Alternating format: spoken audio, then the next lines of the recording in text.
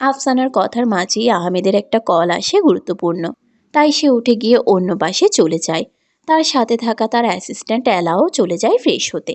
এখানে সে একজন বাড়তি মানুষ বলতে গেলে, বাংলা খুব কমই বুঝে। ওরা চলে যাওয়ার পর তুর্না হয়তো নিজের মনোভাবটা কিছুটা গোছালো। ভাবি, তুমি আমার ছেলেটাকে বুড়ো বানিয়ে দিলে। বুড়ো কোথায় বললাম বোন? আমি তো শুধুমাত্র ওদের বয়সের তফাৎ দেখাচ্ছি। আর রেদোয়ান তো কেমন সেটা তো আমরা সবাই জানি। ছেলেটা যে আমার কারণেই হয়তো এমন হয়েছে। মা হয়ে নিজের ছেলের ভালোটা হয়তো বুঝিনি, কিন্তু এখন যখন আরেকটা সুযোগ পাচ্ছি, তখন সেটা কিভাবে হাতছাড়া করতে দিই বলো? রিদওয়ানের বাবা আর আহমেদ ভাই তো আগে থেকেই পরিচিত, সাথে ভালো বন্ধুত্ব তাদের মাঝে আছে। তাই তো ওনাকে দিয়েই এই প্রস্তাব রেখেছিলাম আহমেদ ভাইয়ের কাছে। তৌসিফ ভাইও মত পোষণ করেছে এতে। এখন সমস্যা হলো রিদওয়ান। আমি বলি কি, রিদওয়ান রিদওয়ান তো তোমার কথা অক্ষরে অক্ষরে পালন করে, আমার থেকেও তোমাকে খুব মান্য করে ভাবি। তুমি যদি ওকে বোঝাও তাহলে। এখানে বোঝানোর ব্যাপার আসছে না বোন। রেদোয়ানের সাথে ভোর মানিয়ে চলতে পারবে না। মেয়েটা এমনিতেই অনেক লাজুক, সবসময় নিজেকে গুটিয়ে রাখে। আর রেদোয়ানের রাগী আর গম্ভীর স্বভাবের সাথে আমার মনে হয় না। আফসানার কথায় তৌসিফ গলা খাকারি দিল। কথার ছলে কি বলছে তা হয়তো বুঝতে পারল। নিজের করুণ মুখে তুর্নার দিকে তাকিয়ে হাতে হাত রাখল। আমরা কোথায় কিছু মনে করিস না বোন, কিন্তু দেখ, দুজনেরই কিন্তু আমার নিজেদের আপনজন। তাই দুই দিক দিয়েই ভাবতে হচ্ছে আমার। শাশুড়ি মামি, এত চিন্তা করো না তো তুমি। আগে ছেলে মেয়েকে জিজ্ঞেস করে দেখো তারা এই বিয়েতে রাজি কিনা। এরপর দেখবে সবকিছুই তোমাদের জন্য সহজে যাবে। রিকের কথায় তাদের মধ্যে কিছুটা চিন্তার ছাপ দেখা গেল, কিন্তু তবুও যেহেতু কথা উঠেছে এই ব্যাপারে, তখন তো কাজটা যত তাড়াতাড়ি সম্ভব এগিয়ে রাখাই ভালো। তৌসিফ প্রকুচকে রিকের দিকে তাকালো। রিকও একইভাবে তাকিয়ে বাঁকা এক হাসি দিয়ে এক ভ্রু উঁচু করলো, যার মানে এবার হবে আসল খেলা শ্বশুর মামা। রাত্রি শুরু হয়েছে কিছুক্ষণ অধিলগ্নে। শিকদার ভিলায় আফসানা আর তৌসিফ এসেছে রিদওয়ানের সাথে দুপুরের ঘটে যাওয়া ব্যাপারটা নিয়ে। ভোরের সাথে কথা বলার আগেই রিদওয়ানের মত নেওয়াটা তাদের বেশি জরুরি মনে হয়েছে। আপাতত তারা রিদওয়ানের রুমেই অবস্থানরত। রিদওয়ান জরুরি তলবেই বাড়িতে ফিরেছে কিছুক্ষণ আগে। আফসানার মুখটা কেমন জানি পাংশুটে মনে হচ্ছে। তৌসিফকে দেখে তেমন কিছু একটা বোঝা গেল না। ব্যাপারটা যে গুরুতর কিছু সে তা আফসানার মুখ দেখেই বুঝেছে। কিছু কি হয়েছে মামিমণি? এভাবে টেন্স দেখাচ্ছে কেন তোমায়? রিদওয়ানের কথায় আফসানা ঢুক গেলে তৌসিফের দিকে তাকালো। তৌসিফ নিজের হাত ধরা আফসানাকে ভরসা দিল। নিজের স্বামীর থেকে কিছুটা সাহস সঞ্চয় করে রিদওয়ান এক হাত নিয়ে চিন্তা মনে তাকালো। তোর মামিমণি যদি আজকে তোর কাছে কিছু আবদার করে, রাখবি বাবা সেই আবদার? আফসানা চঞ্চল চোখে তাকিয়ে রিদওয়ান মুচকি হেসে কিছুটা ভরসা দিল চোখ দ্বারা। আমার সাধ্যের মধ্যে থাকলে অবশ্যই সে আবদার পূরণ করবো মামিমণি। আমি তোর জন্য মেয়ে পছন্দ করেছি রেদোয়ান। আমি জানি তুই বিয়ে করতে চাস না, কিন্তু তবুও আমি চাই তুই সংসারী হ। নিজের জীবনটাকে গুছিয়ে নে এবার। আফসানার কথায় সাথে সাথে হাত ছেড়ে দিল রিদওয়ান। নিজের নরম সত্তা থেকে কঠিন সত্তাতে ফিরে এলো। এই আবদার আপাতত পূরণ করতে পারবো না মামিমণি, সময় হলে তখন পূরণ করে দেব। এভাবে বলিস না বাবা, অনেক আশা নিয়ে তোর কাছে এসেছি রেদোয়ান। প্লিজ মামিমণি, আমি আবদার পূরণ করতে পারবো না। রিদওয়ানের কথায় আফসানা অশ্রুসিক্ত নয়নে তৌসিফের দিকে তাকালো, যার মানে হলো তুমি একটু বুঝিয়ে বলো। তৌসিফ উঠিয়ে গিয়ে রিদওয়ানের পাশে গিয়ে দাঁড়ালো। অতীত ঘিরে ধরে থাকলে সেটা বিষাক্ত থেকেও বিষাক্ত হয়ে যায়, আর সেই বিষাক্তকে ছাড়তে চাইলে সেই বিশ্বের প্রভাব করতে হয়। রিদওয়ান, এভাবে নিজের জীবনকে অন্ধকার করো না, আলোকিত করো। অনেকটা সময় কিন্তু অতিবাহিত করেছো একা একা। এবার নিজেকে একটু সুযোগ দাও। আমার লাইফের সুযোগ বলতে কিছু নেই মামা। আমি নিজের জীবনকে যেভাবে গোছাবো সেভাবে জীবন এগোবে। অতীতে অনেক আগে নিঃশেষ হয়েছে, এসব নিয়ে আলোচনা না করলে খুশি হবো মামা। রিদওয়ানের কথায় তৌসিফ কিছুটা সন্তুষ্ট হলো।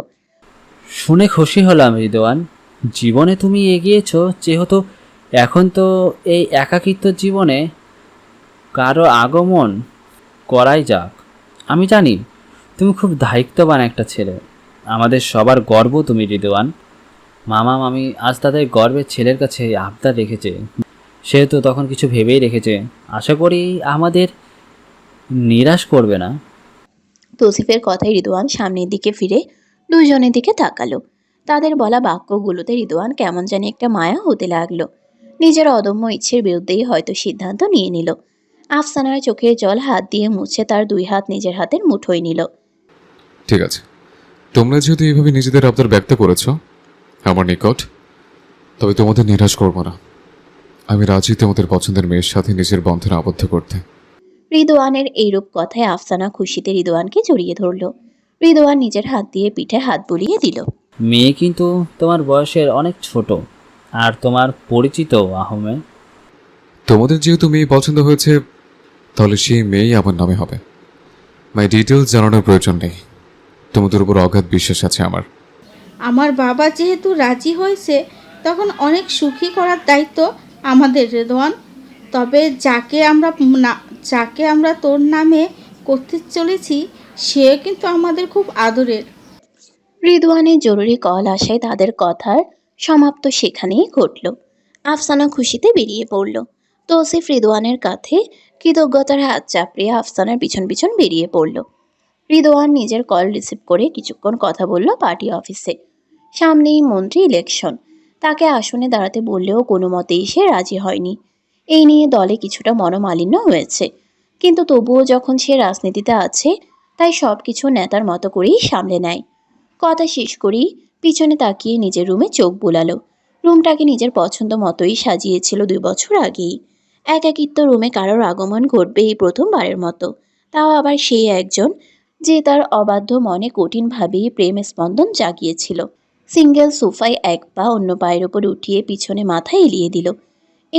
এরপর ফোনে থাকা কোমল স্নিগ্ধ অধিকারী মুখের ছবিটির দিকে তাকালো।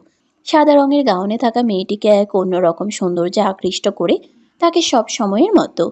বৃদ্ধা আঙ্গুল কিছুটা স্পর্শ করে সেই ছবির আদলে। নিঃস্বার্থ দৃষ্টিতে তাকালো সেই ছবির দিকে। সিগারেট পোড়া কালো খয়েরি ঠোঁট, নিমিষেই নেমে এলো প্রাপ্তি এক কঠিন হাসি। অবদ্ধ নারী, অবদ্ধ স্পর্শ, আমার অবদ্ধ মহারানী, স্বাগতম তোমায় এমন এই কঠিন প্রেম স্পন্দনের বিভীষিকায়। ঘন কুয়াশার আদলে পরিবেশ যেন এক ধুধু ধোঁয়াশা মরুভূমিতে পরিণত হয়েছে। সেই ধোঁয়াশার মধ্যে শীতটা যেন একটু গাঢ় হয়েছে। চাদর পেঁচিয়ে টেবিলের একপাশে বসে মনোযোগ দিয়ে পড়ছিল ভোর। কয়েকদিন পরেই টেস্ট পরীক্ষা। দুপুরের খাবার খেয়ে সেই যে রুমে ঢুকেছে আর বের হয়নি। এখন রাত প্রায় 10:30। খাবারের জন্য 10টায় ডেকে গেলেও পেটে খিদে নেই বলে বারবার একজনকে ফিরিয়ে দিয়েছে। খটখট দরজার আওয়াজে নিজের পড়ার থেকে কিছুক্ষণ বিরতি নিল। আসার অনুমতি দিলে প্রবেশ করলো নিজের আপন হয়েও পর হওয়া দূরের ব্যক্তিটি। নিজের বাবাকে রুমে প্রবেশ করতে দেখে নিজের ওড়না দিয়ে মাথায় ঘোমটা টানল। চেয়ার থেকে উঠে দাঁড়িয়ে পড়ল। আহমেদ রুমে ঢুকেই চারিদিকে বিশেষভাবে দৃষ্টি আকর্ষণ করল। রুমের আসবাবপত্র সবই ভোরের পছন্দ অনুযায়ী করা হয়েছে, সাথে তার পছন্দ অনুযায়ী রুমের কালারটাও করা হয়েছে। মেয়েটা এই বাড়িতে তাহলে মন্দ নেই। ভেতর থেকে এক ভারী নিঃশ্বাস বের হলো। তুমি হঠাৎ এই রুমে যে আব্বু? কেন আসতে পারি না নিজের মেয়ের রুমে? তোমার বোনের বাড়ি যখন তখন তো তুমি আসতেই পারো। আমি জাস্ট এমনিতেই জিজ্ঞেস করছি। 2 কাপ চা বানিয়ে আনবে আম্মু? আজ মন চাইছে আম্মুর হাতের স্পেশাল চা পান করি। আনবে কি আম্মু? আহমেদের কথায় ভোরের কেমন জানি এক সুখানুভূতি হলো। শান্ত মনে নিজের আব্বুর দিকে তাকিয়েই মাথা নেড়ে সাই জানালো। এরপর বেরিয়ে পড়ল কিচেনের উদ্দেশ্যে। 15 মিনিট পরে চা বানিয়ে আনলো 2 কাপ। ভোর রুমে ঢুকে তার আব্বুকে না দেখতে পেয়ে ডাকলো 2 বার। আমি এখানে ভোর, বারান্দায় চলে আসো। আহমেদের ডাকে বারান্দার মিনি ছাদের দিকে গেল। আজকে শীতের প্রকোপ কম থাকায় শীতটা কম অনুভূত হচ্ছে। আহমেদকে এক নজরে চাঁদের দিকে তাকিয়ে থাকতে দেখল। হাত বাড়িয়ে দিল চায়ের কাপ নেওয়ার জন্য। ভোর 1 কাপ এগিয়ে দিল, সাথে নিজের জন্য 1 কাপ নিল। কিছু খেয়েছিলে কি ভোর? শুনলাম ডিনার করতে যাওনি। আমি এখানে থাকাতে কি তোমার খুব অসুবিধা হচ্ছে? আহমেদ এরূপ ব্যবহার ভোরের কেন জানি তেমন একটা হজম হচ্ছে না। কেমন জানি নরম নরম আচরণ করছে। নিজের ভাবনাগুলোকে এক সাইডে রেখে উত্তর দিল, সে নুডলস খেয়েছিল সন্ধ্যার পরই, তাই খিদে পায়নি তেমন আর। চায়ে চুমুক দিতে দিতেই বাপ বেটি মিলে পরিবেশ উপভোগ করতে লাগলো। উষা আর আমার বিয়েটা হয়েছিল কিন্তু পারিবারিকভাবেই। তোমার আম্মু তখন মাত্র 16 বছরের কিশোরী ছিল, আর আমার তখন 25। বাবা মশাই খুব তাড়াতাড়ি বিয়েটা দিয়ে দিয়েছিল। তোমার আম্মু খুবই সরল সোজা ছিল, আমাকে খুব ভয়ও পেত। বিয়ের প্রথম 2 বছর তো আমি কাছে ছিলাম না। বিয়ে করেই পাড়ি জমিয়েছিলাম ইতালিতে। পারিবারিক ব্যবসা তখন নতুন নতুন ধরেছিলাম। এরপর 2 বছর পর দেশে ফিরলাম। ঈশা সবসময় কেমন জানি গুমড়ে গুমড়ে থাকতো। বুঝেছিলাম সে আমার দূরত্বটা মেনে নিতে পারতো না, কিন্তু আমিও নিরুপায় ছিলাম। ইচ্ছে থাকা সত্ত্বেও তোমার আম্মুকে সময় দিতে পারতাম না। 2 মাস পরে আবারও পাড়ি জমালাম। এভাবে কয়েক বছর কেটে যায়। এর মধ্যেই 2 বার দেশে যাওয়া হয়। একদিন জানতে পারি তোমার আম্মু প্রেগনেন্ট। বিষয়টা জানতে পেরে ভীষণ খুশি হয়েছিলাম। সাথে সাথে টিকিট কেটে ফেলি দেশে যাওয়ার জন্য। এরপর থেকে দেশে থাকতেই শুরু করলাম। বড় ভাইয়া আমার বিষয়টা বুঝতে পেরে আমায় বদলে ইতালিতে চলে যায়। এভাবেই কয়েক মাস কেটে যায়। এর মধ্যে জানতে পারি আমার আম্মুর কিছু কমপ্লিকেশন আছে, যার জন্য ডেলিভারি টাইমে সমস্যা হতে পারে। সেই থেকেই মনের মধ্যে ভয় হতে শুরু করে। কিন্তু তোমার আম্মু কখনোই ভয় পেত না। মাতৃত্ব যেন তাকে সাহসী করে দিল। আমাকে সান্ত্বনা দিত সবসময়। কিন্তু সেই সান্ত্বনা বেশি দিন স্থায়ী হলো না। একদিন সিঁড়ি থেকে ব্যালেন্স হারিয়ে পড়ে যায় তোমার আম্মু। তখনই ডেলিভারির সময় কাছাকাছি ছিল। প্রচুর রক্তক্ষরণ হয়। আমি নিজে থাকা তোমার আম্মুকে ফ্লোরে পড়া থেকে আটকাতে পারিনি। নিজের সামনে আসা বিপদ থেকে হাসপাতালে আনার পর ডাক্তারের জানালো যে কোনো একজনকে বাঁচানো যাবে। হাতে অল্প সময় তাড়াহুড়োর মাঝে সিদ্ধান্ত দিলাম আমার স্ত্রীকে বাঁচানো হোক। সন্তান চাইলে আল্লাহ আরেকটা দেবে, কিন্তু কে জানতো তোমার আম্মুর মধ্যে তোমাকে বাঁচানোর অপেক্ষাটাই বেশি ছিল।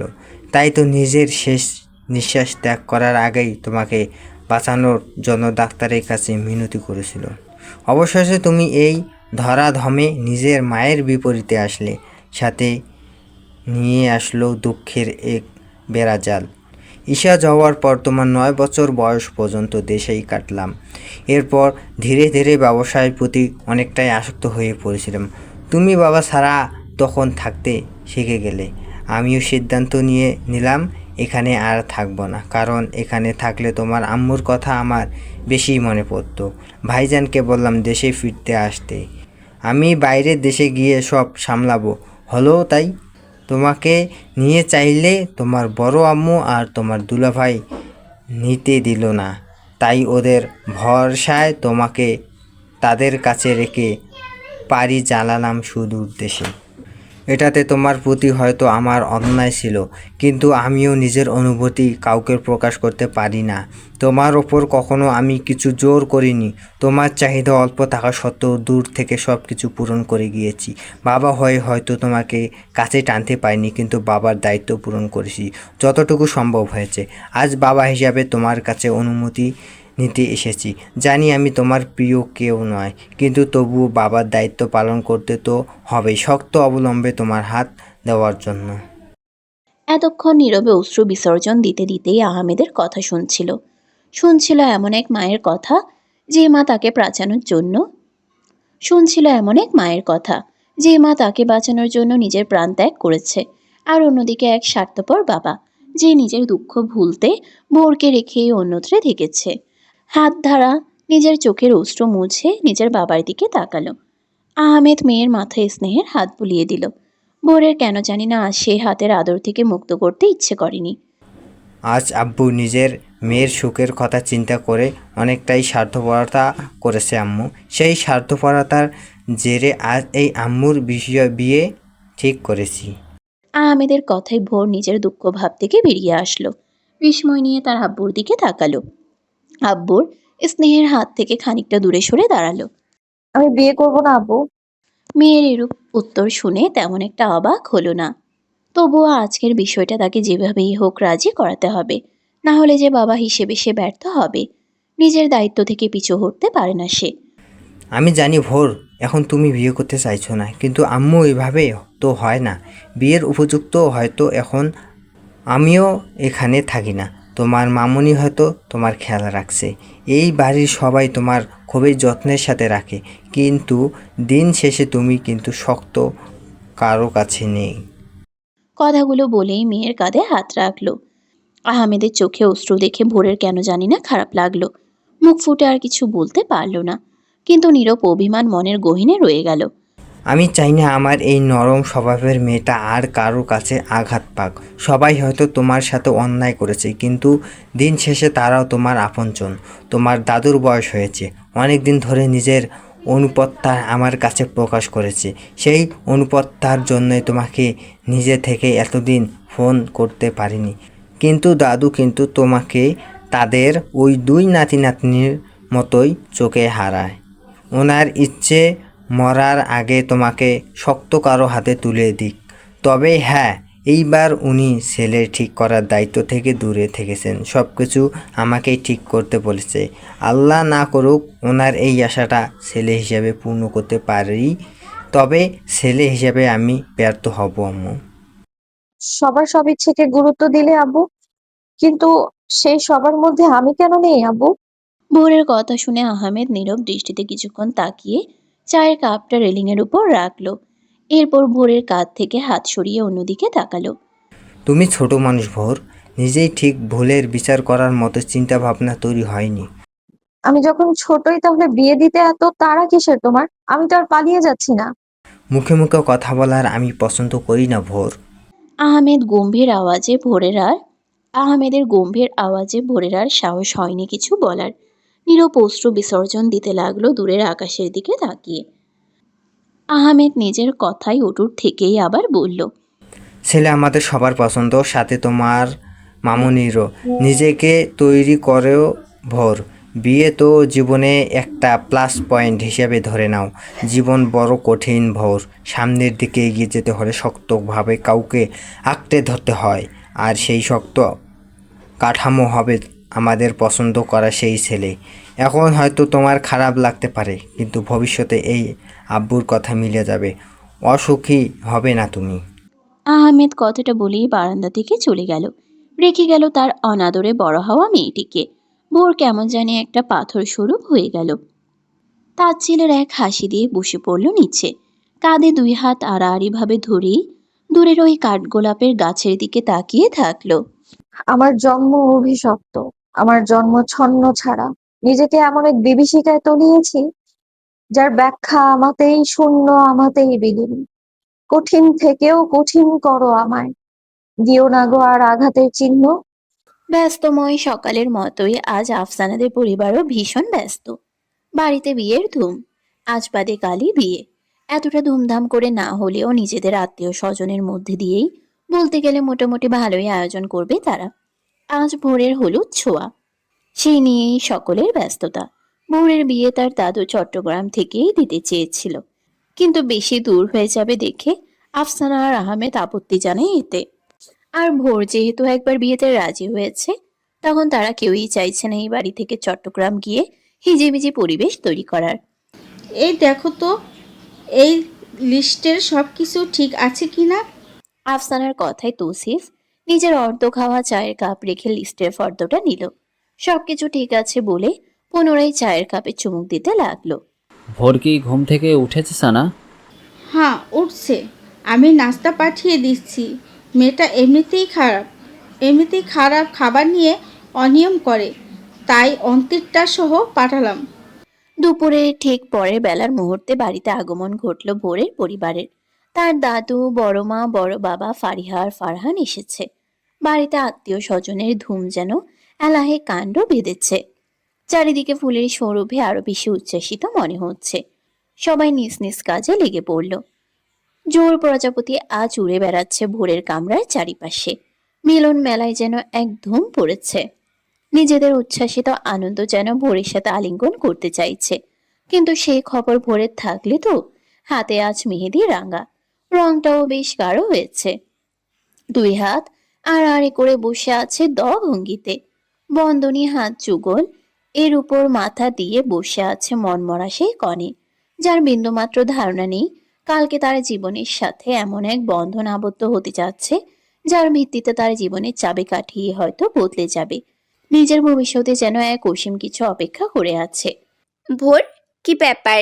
তুই এখনো রেডি হসনি? কিছুক্ষণ পরেই তো হলুদ ছোঁয়াবে তোকে। অন্তি কথাটা বলেই রুমে ঢুকলো। সাথে ফারিহাও এসেছে। ফারিহা 3 মাসের অন্তঃসত্ত্বা। রায়হানের সাথে বিয়ে হওয়ার পরপরই ফারিহা নিজের মতামত নিয়ে বাপের বাড়িতে থাকলেও রায়হান তা বেশি দিন টিকতে দেয়নি। এর 1 মাস পরেই ফারিহাকে ছোট্ট করে অনুষ্ঠান সমেত করে নিজের বাড়িতে নিয়ে যায়। ভোর ফারিহাকে দেখে খুশি হলেও তা মুখে প্রকাশ করার অবকাশ আর পায়নি। আমরা কেউ মরে যাইনি ভোর, সবাই বেঁচে আছি। যেভাবে তুই হাঁটু ভেঙে মাথা দিয়ে বসে ভাবনার জগতে আছিস, এতে কিন্তু আমাদের কারোরই মনে হচ্ছে না যে তুই বিয়েতে রাজি। শোন, ছোট মামা তোকে জোর করে রাজি করালেও আমরা কিন্তু তোর সাথে আছি। অন্তির কথায় হালকা হাসলো। আসলে এই বিয়ে নিয়ে তার কোনো মাথা ব্যথা নেই। এইসব বিয়ে, হাজব্যান্ড, শ্বশুরবাড়ি কোনো কিছুর প্রতি তার ইন্টারেস্ট নেই। সে তো বিয়েটাতে একমাত্র রাজি হয়েছে তার বাবার বোঝা কমাতে। হ্যাঁ, বোঝাই তো তার বাবার সে, না হলে কি সব কিছুর মধ্যে সেই দায়িত্বের কথা আসতো? না, একদম আসতো না। দায়িত্ব বলেই এসেছে। তুমি কখন এলে আপু? ভোরের মুখে এরূপ উচ্ছ্বাসিত আওয়াজ শুনে ফারিহার মুখেও হালকা হাসি হাসলো। ভালো, তুই কেমন আছিস? ওই বাড়ির সবাই এসেছে কি? হ্যাঁ, সবাই এসেছে। বললি না তো কেমন আছিস? ফারিহার কথায় ভোরের মুখে আধা নেমে আস্তে আস্তেও আসলো না। নিজেকে স্বাভাবিক করে অন্তির দিকে তাকালো। অন্তিকে নিচের কেউ ডাক দেওয়াতে সে হাতের জিনিসগুলো রেখে বেরিয়ে পড়ল। এইদিকে ভোর নিজেকে ঠিক করে উঠল। এরপর বারান্দায় গেল। আজ আর মিনি ছাদে যায়নি। আছি, যেমনটা পরিস্থিতি আমাকে ভালো থাকতে দিচ্ছে। বিয়েতে খুশি তো তুই তোর? খুশি দিয়ে কি হবে আপু? তোমার দাদু আর চাচুর মুখে হাসি ফুটেছে, এটার মানেই তো বড় একটা বোঝা কমার আহ্বান জানিয়েছে। এতে অপরপক্ষে কি বা যায় আসে? ভোরের কথায় ফারিহা ব্যাপারটা বুঝতে পারলো, কিন্তু এখানে তো তার কিছুই করার নেই। এমনিতেই ভোরের সাথে তার আকাশ পাতাল দূরত্ব। সাথে রায়হানের সাথে যে ঘটনা ঘিরে তাদের দূরত্ব তৈরি হয়েছে, এতে সে নিজেকেই দোষারোপ করে।